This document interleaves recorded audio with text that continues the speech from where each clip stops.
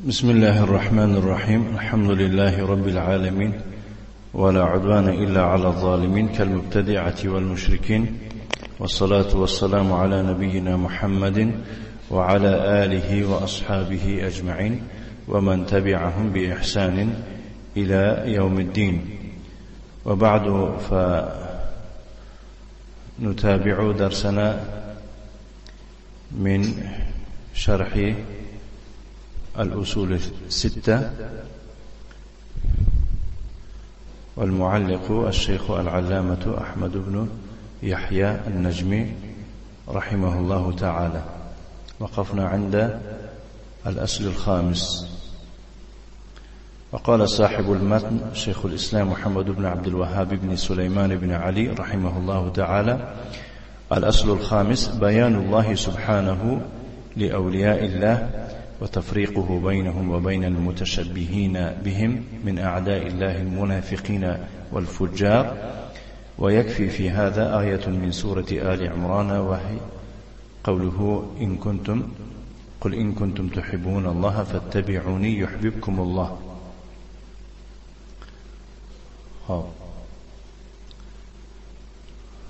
شیخ صاحب متن می‌فرماید که اصل پنجم بیان کردن الله سبحانه و تعالی است. یعنی در این اصل الله سبحانه و تعالی بیان و روشنی می اندازد درباره کی؟ درباره اولیاهای الله. یعنی اولیاهای الله کی هستند و جداگی افکندن اوست. یعنی الله تعالی با جدا می کند میان آنها و میان کسانی که خود را به آنها تشبیه می دهند. یعنی که اولیاء نیست میگه که من اولیام، یا که دیگرها به اونها را تشبیه به اولیاء میکنند. از جمله دشمنان الله، منافقها و تباهکاران. این کارای همونا هستن اساسا. مفهوم؟ نعم. ويكفي في هذا آية في سورة آل عمران وهي قوله قل إن كنتم تحبون الله فاتبعوني يحببكم الله ويغفر لكم ذنوبكم والله غفور رحيم. در این مورد آیت در سوره آل عمران کفایت میکند و آن سخنی او تعالی است. معنای ترجمه او چنین است: بگو اگر الله را دوست می‌دارید از من پیروی کنید. قل این کنتم تحبون الله، بگو اگر الله را دوست می‌دارید پیروی از من کنید تا او نیز شما را دوست بدارد. یعنی برای خاطر آن که شما دعوای شما واقعی شود شما پیروی از من کنید، بعد الله شما را دوست می‌دارد. هم خلاصه فتبعونی.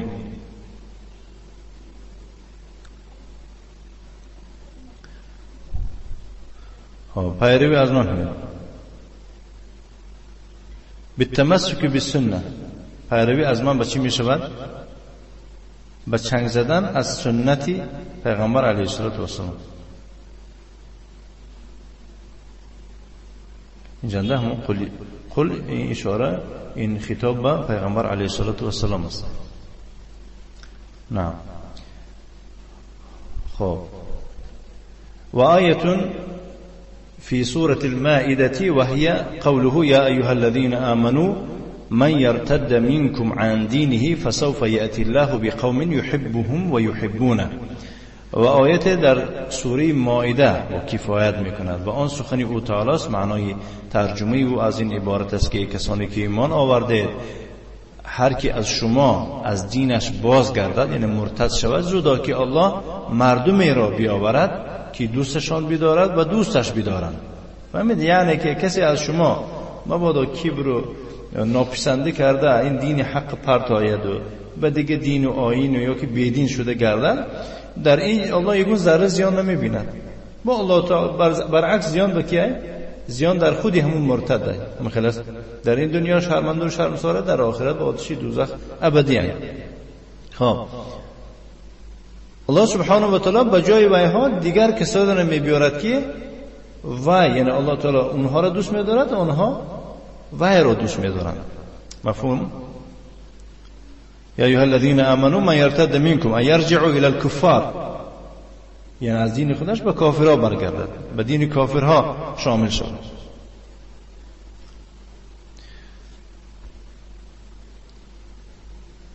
یعنی از همه چیزی شأنی بزرگ، شأنی مهم آن است که انسان باید تلاش آن کند که الله وی دوست دارد.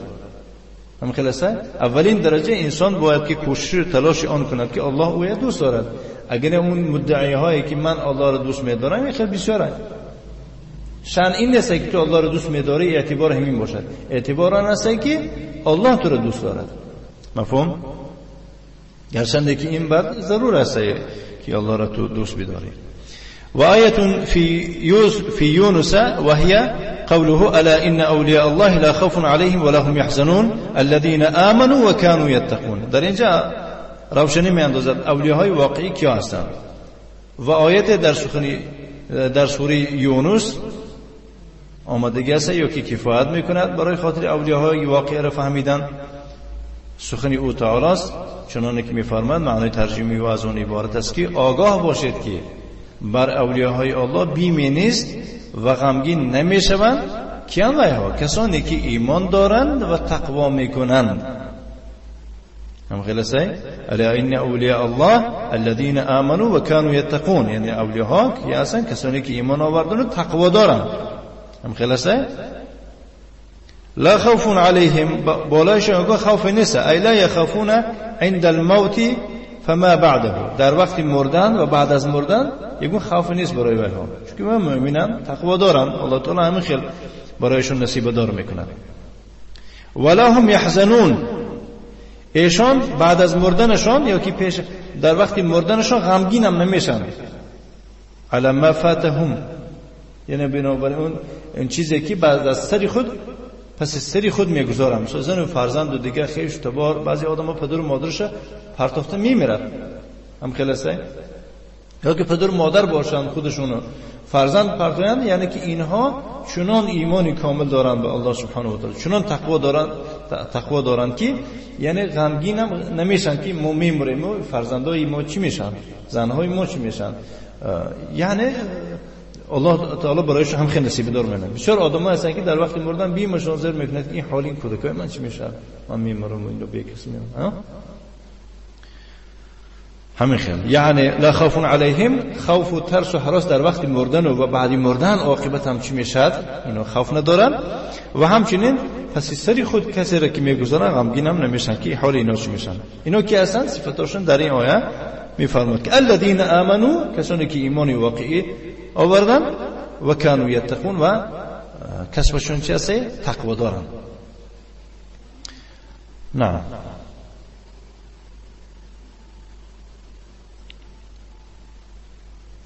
خب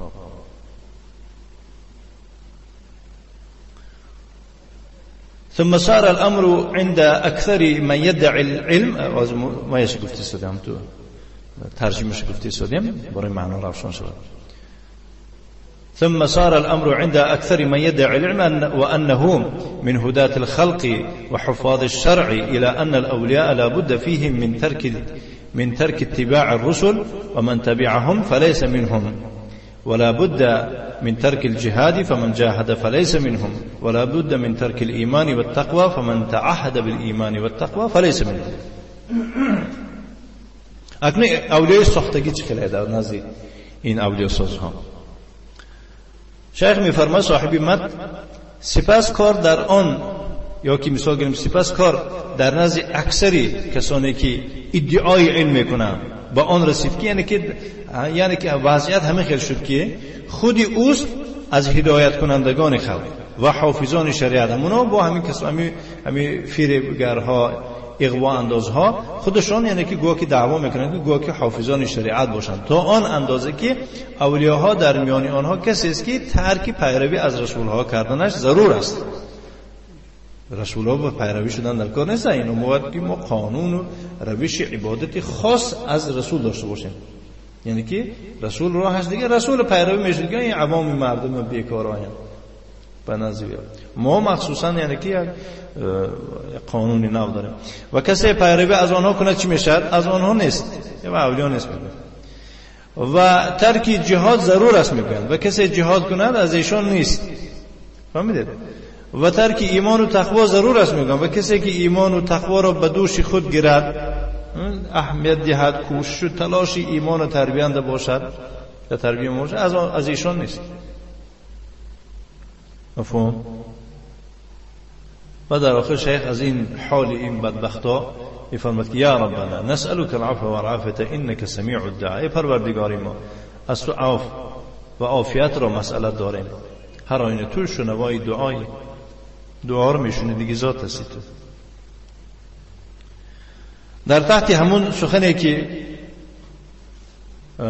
صاحبی مد فرمود که الاصل الخامس بیان الله سبحانه لأولیاء الله، الله تعالی در این اصل اولیاهای الله را کی بودنشون روشنی میاندازد.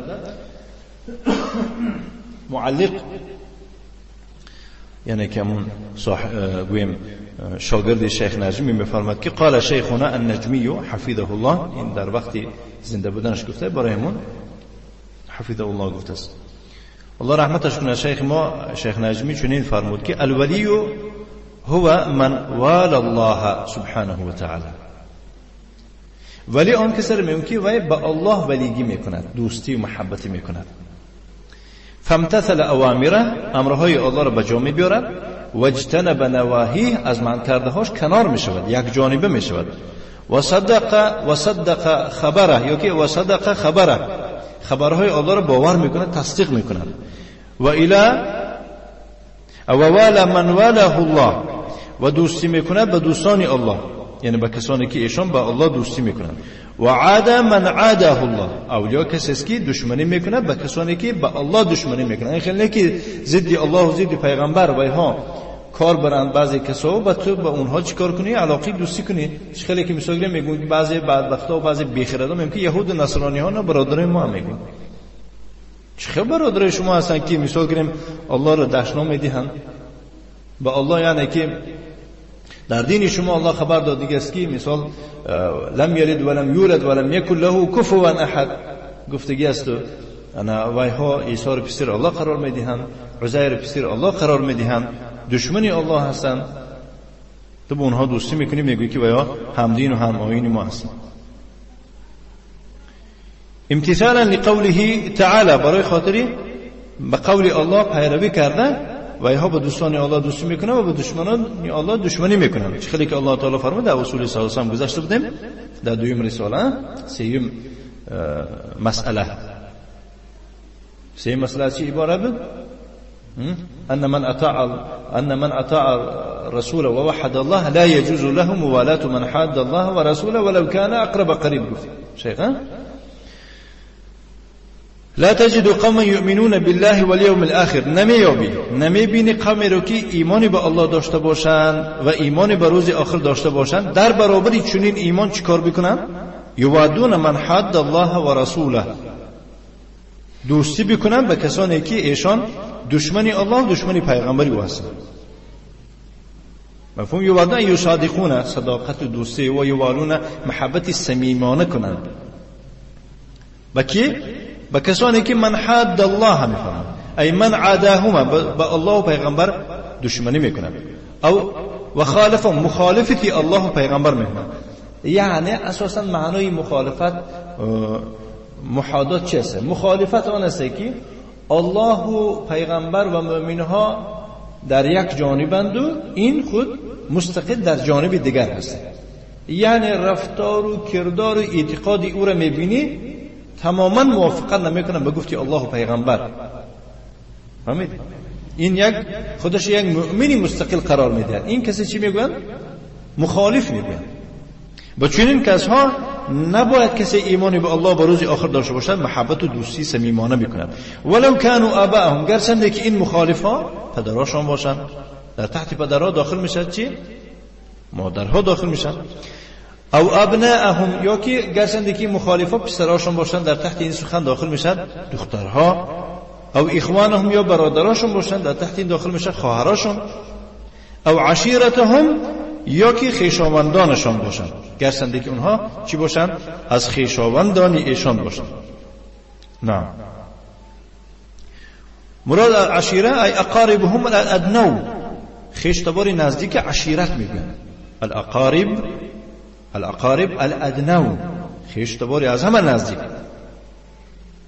اولئک کتب فی قلوبهم الایمان، چنین کسها را الله تعالی در قلبشان ایمان را کتابت کرده است. ای اثبته فیها، در قلوبشان ایمان مستحکم کرده است، بردم کرده است که یعنی که چی بیره نمیشه. و ایدهم بروح منه، اونها را الله تعالی به روح از جانب خود قوت میدهد. ایده ای قوام، قوت میدهد. و چی؟ به روح از جانب خودش. مراد از اون روح چیست؟ بنصره و توفیقه، به نصرت و به یاردم و به توفیقش. مفهوم؟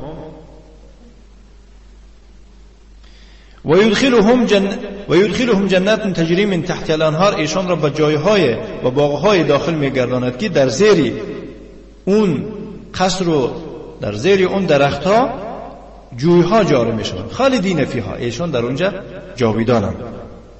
رضی الله عنهم و رضوا عنه، الله از ایشان راضی میشود و ایشان باشند از او. اولئک حزب الله، ایشان هستند حزب الله.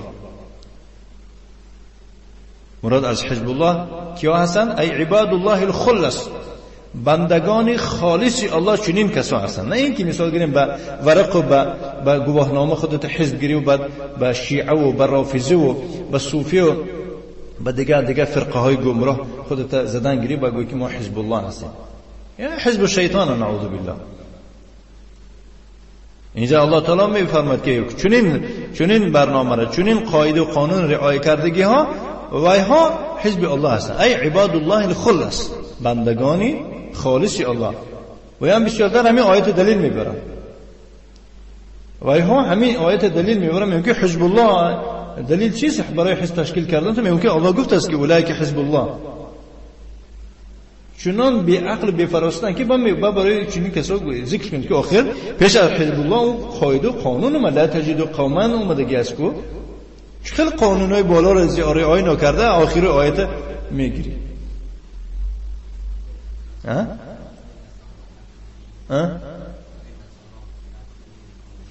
بله. اولئک حزب الله، با فهمیدن در که مراد حزب الله کیان؟ یعنی که عباد الله الخلص، بندگان خالص الله، المتمسكون بالكتاب والسنة على فهم السلف، کسانی که با کتاب و سنت چنگ میزنن، دائم از کتاب الله گام میزنن، از سنت پیغمبر علیه السلام حرف میزنن و کتاب و سنت موافق به خواهشات نفسانی خودشون نه، موافق به تفسیر سید قطب نمیفهمن، موافق به تفسیر سلف صالح، گذشتگان بزرگ مثل صحابگان و تابعین. الا ان حزب الله هم المفلحون، آگاه باشه به درستی حزب الله ایشان غالبا رستگارن. ای المدرکون لمطلوبهم، به مطلوب خش رسیدگان، الناجون من مرهوبهم، از هر چیزی که میترسند و خوف و ترس و هراس دارند از او نجات یابندگان هستند. چنین کسا را مفلح میگویند. تحت این بندی یا که گویم اصل پنجم، شیخ النجمی رحمه الله تعالی چنین میفرماید: هذا الاصل ركز فيه شيخ الإسلام محمد بن عبد الوهاب رحمه الله تعالى على الصوفية الذين يزعمون أن الأولياء هم الذين يظهرون بالأحوال والكرامات وتبدو منهم الشطحات إلى آخره. صاحب شرح يعني معلق شيخ أحمد بن يحيى النجمي الله رحمتش کند چنین می‌فرماید که شیخ الاسلام در این بند یا که گویم در این اصل، در اصل پنجم چنین ترکیز میکند، یعنی که چنین ثبوت میکند علیه صوفی‌ها یا که درباره صوفی‌ها بحث میکند. کسانی یعنی اون صوفی‌هایی که وایها چیکار میکنند؟ گمان میکنند که اولیا ایشان کسانی هستند که حالت‌های را یظهرون، نشون میدهند. خیلی که مو چی میگوین؟ فالچی ها و جادوگر ها و یا که گویم گیپنوس میکردگی کسانی که یک چیزی نشون میدن که از طبیعت بالا مردم در حیرت و در دهشت میآورند، اولیا همین هستند. با مقابل چنین صوفی ها شیخ در این اصل بیان روشنی میاندازد. والکرامات، یعنی یا که کرامت ها نشون میدهند و تبدو منهم الشطحات، یعنی وایها از اونها یک چیزهای ظهور میگردد، تبدو بمعنی تظهر، نمایان میشود، منهم از اولیاها، یعنی اولیاهای گفته ویها، نه اولیاهای واقعی. شطحات میشود. شطحات چیه؟ یعنی که حالتهای از طبیعت انسان بالا، چه با بالای آب رفتن، یا که به درون آتش در اومده با اون طرفش نسوخته بر اومدن، یا که خیلی خودشون میگن که پرواز کرده رفته پشتی سدس نماز خونده اومدن بم دادن. خیلی اعوذ بالله. مفهوم؟ یعنی سرگردانه. فزعموا ان الشيخ هو من تقرب بالقرب من الله الى ان يصل الى درجة تسقط عنه فيها التكاليف.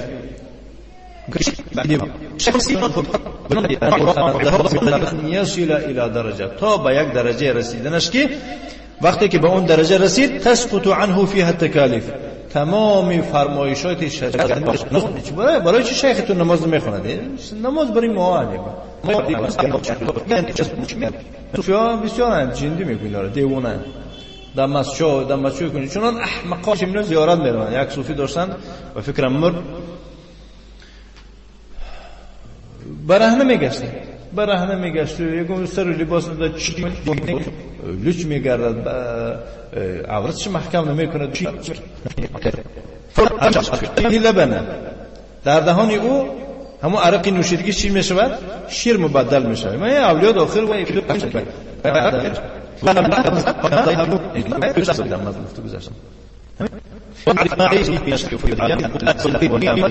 الكشف کتاب هذه شیخ میفهمه کسی خواهد که اون عقیده و اون افتو، یعنی که اون حالتایی که در همون حالت صوفی ها هستند خیلی سطح دارن، یعنی که سفسطه و سرگردانی دارن و کفر دارن و ادعاهای وسیع دارن، دعواهای چنان کشاد و روشن دارن نسبت حقوق الله را، یعنی حقوق الله را دعوا میکنن، برای خودشون میگیرن، پروا نکرده، غیر مبالی ولا مکترثین، هر چی معلومته بے پروا. کسی یعنی با درباره و معلومات پره میخواهند باید که مراجعت کنند به کتاب الکشف عن الصوفیه الاول مره گفته کتاب، و کتاب هذه هي الصوفیه عبدالرحمن الوکیل گفته کسا، و در این کتاب ها یعنی که با روشنی انداختگی است صوفی ها کی بودن شونه. شاگرد شیخ هم در درباره صوفی ها تعلیق کرده، تعلیق شاگرد شیخ میخوانیم بعد دوام میتیم شاگرد شیخ. مفهوم؟ تحت که گفته است که مثال گریم شیخ الاصل، هذا الاصل ركز فيه شيخ الاسلام محمد بن عبد الوهاب رحمه الله، ماخوذ من ماده از مادی صوف گرفته شده، پشم گوسفند است که صوفش بود. وقد جاءت على عده معان، يعني صوفي بس است تدخل الصوف معروف مش حيوانات و معنی داد کرده می شود و مراد از صوفیه گفته اساسا نیست علی المیل، یعنی یک طرفه شدن، میل کردن. میشینه میگن که میشینه به زبان روسی اجا دوره میکشند برای خاطر درمون نقطه فرق تیر از چی؟ از هدف. این اچکو نگرفت بمعنى مال عنه، یعنی از او میل کرد، بیاره حذر. وصاف عن الشر، و معنی از بدی هم برطرف بیاره شدن هم میگویند، ای عدل عنه الى غیر ذلك من معانی الصوفیه فی اللغت، یعنی از او بیاره حذر و غیر از این دیگه معنی های صوفی که در لغت آمده است. والتي تبحث فی مضانها، با اون که بحث میکنه درباره چی؟ درباره تخمین های با هم خودشون، با خودشون هر خیلی تخمینا صوفیان خیلی تخمینا صوفیان. یعنی اصلا صوفیزم از اسلام نیست، سرچشمه یونان و از اون دولت‌های کفر و از مردم کافرها در اسلام در آمدگی است. اصلی صوفیزم در اسلام نیست. مفهوم؟ یکم آشنا تو صوفی هستی زق شده؟ نه آشنا نگیره داره، چونکه باید آشناش شیطانه. و اما تعریفها اصطلاحا، اما تعریف صوفی تصوف گویم در اصطلاح، یعنی در روی نقطه نظری شریعت که میشناسیم ما اونها را کی هستند، فلها عده تعریفات اختلفت باختلاف مراحلها، و چند معنی دارن یعنی که موافق به هم مرحله های خودشون اختلاف کرده شده از درباره معنای اونها، یعنی هر خیلی مرحله دارند خوبیان التي مرت بها که مثال که درباره ویها گفته گذاشتیم. ولكن من ابرز تعریفاتها، از همه ظاهرترین انیقترین معناش چنین است: یکم التصوف هو تجرید العمل لله تعالی، یعنی مجرد عمل رو قرار دادن برای الله تعالی، یعنی خالص عمل رو برای الله قرار دادن، چنین میگویند الله اعلم. و الزهد فی الدنیا، در دنیا پرهیز کردن، یعنی پارسا شدن، پارسا میگن. و ترک دواعی الشهوه، و ترک موجبات شهوت، هر چیزی که شهوت زیاد میکند ترک کردن. نون شهرتين معذرت شهرت. و ترک دواعی الشهرت، شهرت یعنی هر چیزی که باعث شهرت میشود، تا پوشید که شهرت تو بلند میشه تا آخر میپردیم. لباس میپوشید که شهرت تو وای میشه، لباس میکشن آخر میگیره، اساس هیچ نمیمونه. والمیل الى التواضع، میل به خاکساری و الخمول، اینم یعنی که به ساکتی و شکست حاله. و اماطه الشهوات فی النفس، یعنی که در نفس شهوت کشتن، هم تو زن میگیرن به نام. برای من نعوذ بالله بسیار صوفی ها شنیدگی داریم که زنشون فاحشه میشه. من بعضی کسا رو میشناسم که مثلا گیم اوایلش جدا شده دیگه، بسبب چی؟ بسبب اون که صوفی بوده است، قطعش خفت خز نمیکرده، فقط با همون جدولی درسی جدول قطعی خز میکرده، باید که فلان روز فلان ساعت و در بلاش قدر ادیال ها رو کورپه ها رو پوشیده، سویت ها رو خاموش کرده. یعنی یک اسلوب هایی که نعوذ بالله از هم بیزار شده است دیگه. هر روز تو همون اجو کارش میبود که میبیند در جاگش دیگه کس اون خیلی شده است نعوذ بالله. و هذا يصدق على التصوف في عهده الاول، در عهد اول صوفی ها میخل بودن، یعنی چه معنی داده کردن صوفی پیشینه. دوم قيل ان سبب التسميه للمتصوفه بهذا الاسم، گفتن که سبب صوفی ها را این نام گذاری و این نام گذاری کردن این است که انما كان نسبته الى لبسهم الصوف، گفتن که نه برای خاطر آن و یا صوفی، گفتن که به خاطر یعنی که جامعه پشمین پوشیدنشون، الذي يعبر عن الزهد والتقشف، یعنی که این نشانه چیه؟ نشانه پارسایی و چی؟ نشانه پرهیزگاری است. و ترک تنعم، یعنی که به نعمت سرفراز شدن و به نعمت سیر نعمت شدن ترک کردن. و الملذات المباحه الى غیر ذلك، و ترک لذت های مباح کردن و غیر از اینها. من التعريفات التي ذكرها صاحب الكتاب فرق معاصرة تنتسب الى الاسلام، و دیگه تعریفاتی که برای صاحب کتابی فرقه های زمانوی که به اسلام خودشون نسبت میدهند گفته اوی بینه با داون پرتر هم دیگه است. مفهوم؟ اکنون بعد از این تعلیق شاگرد شیخ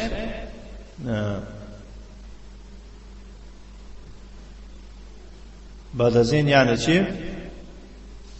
تعلیقاتی تحت تعلیق شیخ شاگردشون تعلیق کرده است. خود شیخ نجمی میفرمایند رحمه الله بل انهم يجعلون ذلك فخرا لهم، بلکه این را برای خودشون با فخر قرار میدهند. یعنی که عرق نوشیده با در دهان شیخ و به شیر مبدل شدنش این فخره، یا که به یک زن زنا میکنه چی نورش به اون میگذارنده و دیگه حقوقی که با برای خودشون به بالای ابرو رو پرید و این کرد گفته با افتخار میکنم. و انهم قد بلغوا الى مرتبه لم يبلغها غيرهم، و گمانی اینها به یک درجه به یک مرتبه رسیدگی هستند که دیگران رسیدگی نیستن، دیگران را الله نصیب نکند اون مرتبه که اینا رسیدن. اعوذ بالله. و ان الشيخ هو الذي يرى الله عيانا، شیخ و کسی است که الله را به چشمش میبینه. چون بعضا هم تو خماسش میبرد، هم به طرف آسمان تو نگاه کرده میسد و ممکن گام نزند که وای الله را دیده و يتحدث معه، قطعی الله صحبت میکنه. در واقع وای قطعی هم شیطان ها برای خاطر به الله سبحانه الله را نمیشناسه، اینا فقط میشناسه که همون اعوذ بالله شیطان اومده در نزدشون خودشون معبود قرار میدهد. بعد خیالشون بگمانش هوای الله است. نعوذ بالله. و یلقى النبی صلی الله علیه و سلم و ما اشبه ذلك، و یا با پیغمبر ملاقات میکنه و غیر از اینا دیگه سفسطه و افسانه ها من الادعایات التي لعب بهم الشیطان فيها، و غیر از اینا دیگه دعواهای دروغ و باطله که قطعی و ها به همینها چه شیطان بازی کرده گشتن. فاضلهم عن الطريق المستقیم، در نتیجه وایها را از راه راست، از صراط مستقیم چیکار کرد؟ گمراهشون کرده است. فاخرجهم الى طریقه اصحاب الجحیم، و یار برده رساندگی است برای اصحاب دوزخ. فهم یزعمون ان هؤلاء هم اولیاء الله، و ایشان گمان میکنن که این خیلی کسا هستن اولیاء الله، لیس غیرهم، دیگرها اولیاء داخل نمیشه. اما من اتبع الكتاب والسنة وعني بالحديث والآثار، اما اون کسی که پیروی از کتاب و سنت میکند، به حدیث و اثرهای صحابگان و تابعین اهمیت دار میباشد، اهمیت میدهد، مشغول میشود. و تکلم فی الفقه، درباره فقه گام میزند. و امر بالاستقامت علی شرع الله، در دین الله، در شریعت الله برقرار بودن، راست بودن دعوت بکنه. فهؤلاء یسمون اهل الظاهر، اینها را چی؟ اهل ظاهر میگن. اینا میگه به ظاهر، اینا اهل ظاهر هم اینا بیرون آیت خبردار نه، از درون آیت خبردار نیستن میگن. فهمیدید؟ اینا چی هم میگه؟ اینا با ظاهر حال اینا نمیدن درونی، برای خاطر اینا رو فهمیدن میگه با علم باطن آموختن در کار میگن. اعوذ بالله. و شیوخ الصوفیه عندهم اهل الباطن، شیخای صوفی در نزد با کیان؟ با اهل باطن هستن، و در درون چی همش میدونن. بل شیخ میفرماید که بل انهم حقیقتا هم اهل الباطل، از روی حقیقت گریم و یا اهل باطن نیستن. بجای نون لام است، یعنی اهل باطل هم و یا اهل دروغ هم و یا ناحق هم. فشیخ الاسلام رحمه الله یشکو من اهل زمانه، شیخ الاسلام درباره مردم زمانی خود، دوری خود شکایت کرده، میگوید که لانهم یجعلون اولیاء الله من هم اعداء الله، چونکه اهل زمانی وای اولیاءهای الله را قرار میدونن کسانی که اونها در واقع دشمنان الله هستند. برای همون دلسوزی کرده شیخ شکایت میکنه از پشتیبانی ها. و حاربوه اشد المحاربه، همراه این شیخ الاسلام اهل زمانی او بود چنان جنگ سخت جنگیدند. ولکن هل القول قولهم، آیا سخن جانب اونهاست که وای هم به مقابل یک تو هستند؟ ولی اعتقادهم، آیا اعتماد و تکی ما اکنون به همون اعتقادی وای هستند؟ میگم که به همون جمعی مردم به کجا هست باید که آدم جدا نشه. نه بله، ما همراه از جمعی نمیمونیم، به شرطی که جمعی در حق باشه. به همه به طرف باطل رو به اون معنا نداره که کم هم رفتن گیریم. لا، نه، اعتقادی وای ها، سخنی وای ها سخنی حق نیست. ولکن حقیقت الولی هو من يعظم کتاب الله، یعنی ولی حقانی اون کسی است که تعظیم کتاب الله را به جا میبرد. و یعظم سنت رسول الله صلی الله علیه و آله و سلم، سنت پیغمبر تعظیم میدارد. و یتبع الرسول صلی الله علیه و آله و سلم، پیروی از پیغمبر میکند. فی کل قول و فعل و اعتقاد، و فی کل امر و اعتقاد، در تمام سخن و در تمام کار و در تمام امر و در تمام اعتقاد پیروی از سنت پیغمبر میکند. الله تعالی میفرماید که قل ان کنتم تحبون الله فاتبعونی یحببکم الله، یعنی بگو ای محمد صلی الله علیه و آله و سلم که یا نبی الله، خوب ترید چون نظر یا محمد گفتم، و یا بگو پیروی از من بکنید، یعنی که به سنت من چنگ بزنید. یحببکم الله، الله شما را دوست می‌دارد. و یغفر لكم ذنوبکم، و گناهی شما را میبخشد. والله غفور رحیم، الله آمرزنده و مهربان است. مفهوم؟ وقال تعالى الا ان اولیاء الله لا خوف عليهم ولا هم يحزنون، آگاه باشید به درستی اولیاء الله، یعنی کسانی که ایمان آوردن و کارهای تقوا کردن، اونها لا خوف علیهم، به اونها یگون خوف و خطر نیست. الا یخافون عند الموت، ثم بعده، در وقت مردن و بعد مردن چی میشه؟ اونها خوف نیست، الله وعده کرده اونها را. ولا هم يحزنون على ما فاتهم، یعنی چی که اونها پس سر خود میگذارن غمگین هم نمیشن. چرا؟ چون به کسانی هستن که الذين آمنوا و كانوا يتقون، کسانی هستن که ایمان آوردن و چیکار کردند؟ تقوا را پیشه خود قرار دادند. الذين آمنوا بالله وكانوا يتقون الله، یعنی کسانی که به الله ایمان آوردن و تقوا کردن و یفعلون اوامره، امرهای الله را به جا میبرند و یجتنبون نواهیه، از من کرده هاش کنار میشوند. و یؤمنون بالله، ایمان میآورند به الله. و یؤمنون بوعده، و وعید به وعده و به وعید الله، یعنی وعده ثواب و وعده عذابش ایمان میآورند. و بعثه و لقائه، و زنده گردانیدن الله مردم را بعد مردن ایمان میآورند. و به لقای الله و جنته و نار، و جنت و دوزخش ایمان میآورند. و یجاهدون فی سبیل ذلک بألسنتهم، و جهاد میکنند در راه این، یعنی مبارزه میبرند به زبانهاشون و اقلام به قلمشون و سوی و به شمشیرشون اگر در کار شد. هؤلاء هم الاولیاء، اولیاء اینا هستند. ولقد اوضح الفروق بين اولیاء الرحمن و اولیاء الشيطان شيخ الإسلام ابن تيمية رحمه الله تعالى في كتابه المسمى بالفرقان بين أولياء الرحمن وأولياء الشيطان. یعنی فرق بین اولیاء الرحمن و اولیاء الشیطان روشنی انداختگی است. فرق چیست؟ گفته یعنی روشنی انداختگی است شیخ الاسلام ابن تیمیه در کتاب خود به نام الفرقان بین اولیاء الرحمن و اولیاء الشیطان. الا ان اولیاء الله هم اهل الحديث. آگاه باشه، شیخ میفرماید صاحبی تعلیق، اولیاء الله کسانی هستند که با اهل حدیثند و متبع الاثار، از اثر پیروی میکردگی هستند. متبعو یعنی متبعون بود بس به اضافه نشه از یا که المدونون باشه.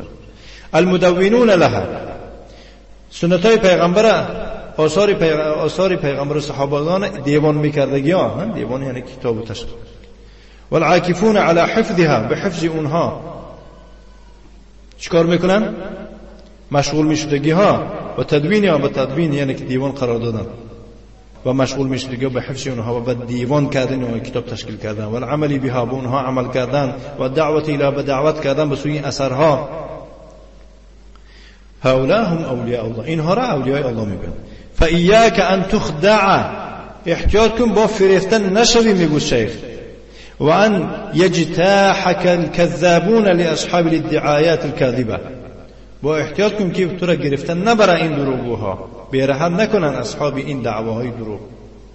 این کسانی که مدعی دعوای دروغ دارن احتیاط کن که با تو را بی‌رحم نزنن از راه حق. و بالله توفیق، و الله خودش توفیق عطا بخشد به هر یک من شما. دیده ایمان شما را چیکار کند؟